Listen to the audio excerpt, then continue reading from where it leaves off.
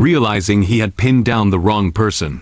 Moen immediately jumped to his feet and let out a foolish, awkward chuckle. His smile was so strained, it looked ready to crack, and his handsome face was filled with bewilderment. Sorry. The setting sun spilled across their faces, its orange-red glow lending this unexpected encounter a warm, ambiguous air.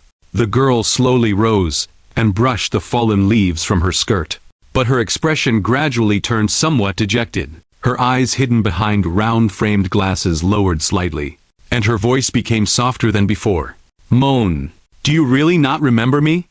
Her tone carried a trace of hope, a hint of nervousness, and a cautious attempt to test the waters. She lowered her head, her fingers unconsciously twisting the hem of her clothes, as though she were awaiting an important verdict. The evening breeze swept through the ends of her hair, causing a few loose black strands to sway gently across her forehead. Her round-framed glasses shimmered faintly in the light of the sunset. Moen scratched his head awkwardly, his golden hair tangling around his fingertips. He searched his mind for any memory of that face, but no matter how hard he tried, he could not recall her. Sorry, I can't seem to remember right now. Have we met before? His voice was full of apology. His gaze repeatedly swept over the girl's face, as he tried to retrieve some fragment of her from a forgotten corner of his mind. But her face was simply too ordinary. Ordinary enough to disappear completely in a crowd. Only the eyes behind her glasses stood out, now gleaming with an emotion he could not understand. Hearing this, the girl shyly covered her pretty face. Her pale fingertips trembled slightly against her blushing cheeks. The gesture carried the unique bashfulness and nervousness of a young girl. I'm sorry, Fland. I'm a second-year student just like you. You might not remember my name, Moen, but there's something you should recognize as soon as I mention it. At that point, the girl began to stammer, her voice growing quieter and quieter, until it nearly vanished into the evening breeze. The library. After-school tutoring.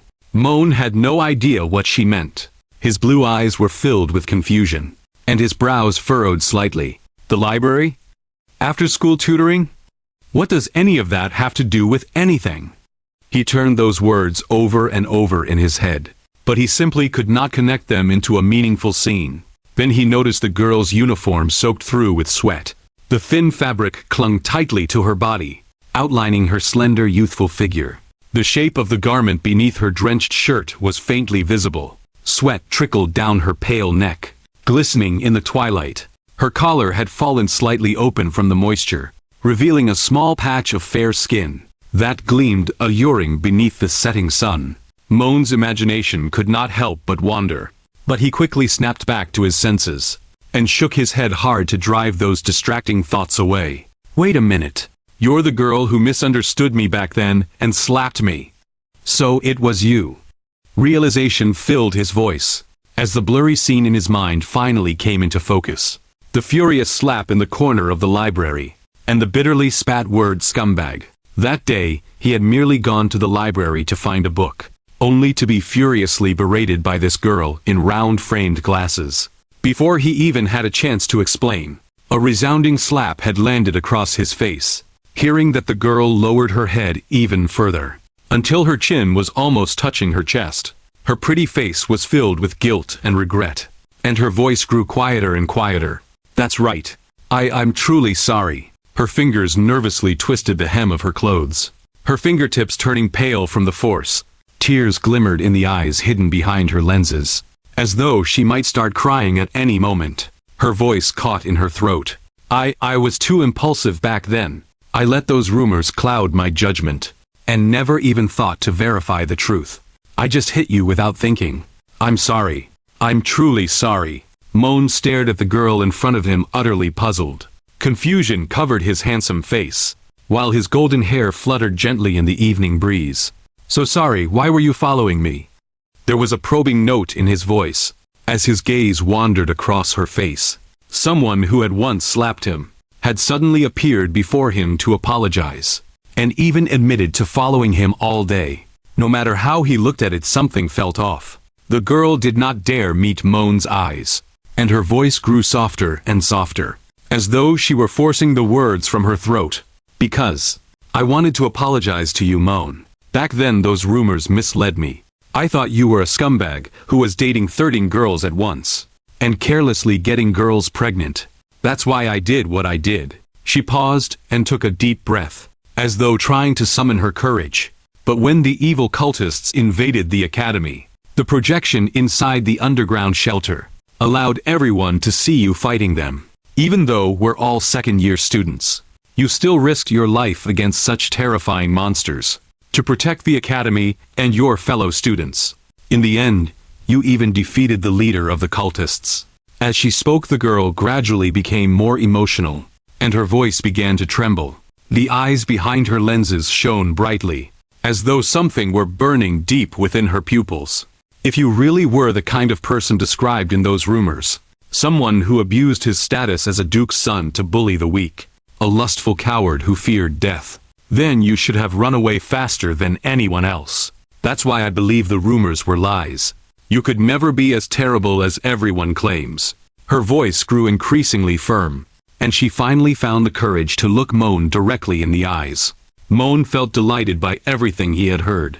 Unconcealed pride appeared on his handsome face, and the corners of his lips curved upward. But when he saw how serious the girl looked, he still scratched his head awkwardly, feeling a little uncomfortable. His golden hair wound around his fingertips before slipping free again. "Well, of course. Hey. All right, now that the misunderstanding has been cleared up, I forgive you. Let's head back." His voice was light-hearted, as he prepared to turn and leave. After all, they were near the back mountain, and the sky was gradually growing dark. He could not shake the feeling that something was watching him from the shadows. The sensation of being observed made his entire body uncomfortable. "No!" The girl suddenly interrupted Moen. Her voice was much louder than before, carrying an unwavering determination that would accept no refusal. Moen froze at her sudden shout, his entire body stiffening in place.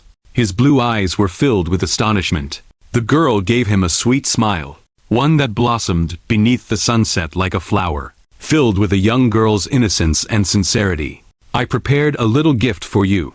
Her voice was cheerful and excited, as though her earlier apology and tears had never happened. Her youthful face was now filled with anticipation, and her eyes curved into crescents, sparkling behind her round-framed glasses. A gentle breeze swept past, lightly lifting the girl's short skirt. Its hem swayed in the wind, revealing a stretch of pale thigh that glowed softly in the twilight.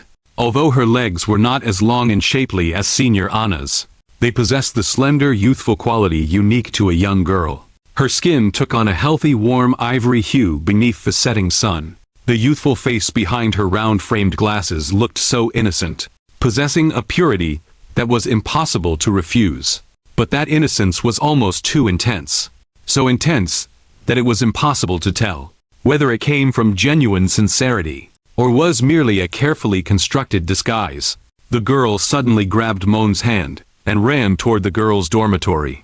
Her palm was warm and soft, and her slender fingers clasped tightly around Moen's wrist. "Come with me, Moen!" Her voice was full of joy, and her steps were as light as a deer bounding through the forest. Moen stumbled several steps as she pulled him along, his gaze falling upon her back. Her slender waist swayed gently as she ran, while her skirt fluttered upward, briefly revealing the pale tops of her thighs.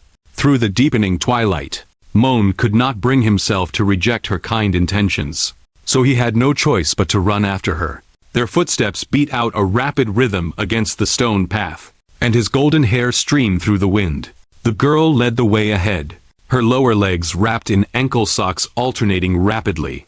Every step overflowed with youthful energy. The evening breeze brushed across their faces, carrying the fresh fragrance of grass and flowers. Several birds called in the distance, their voices especially clear in the evening air. Moen's gaze unconsciously lingered on the girl's back. Her slender waist swayed gently as she ran, and her distinctive feminine fragrance drifted toward him on the evening breeze.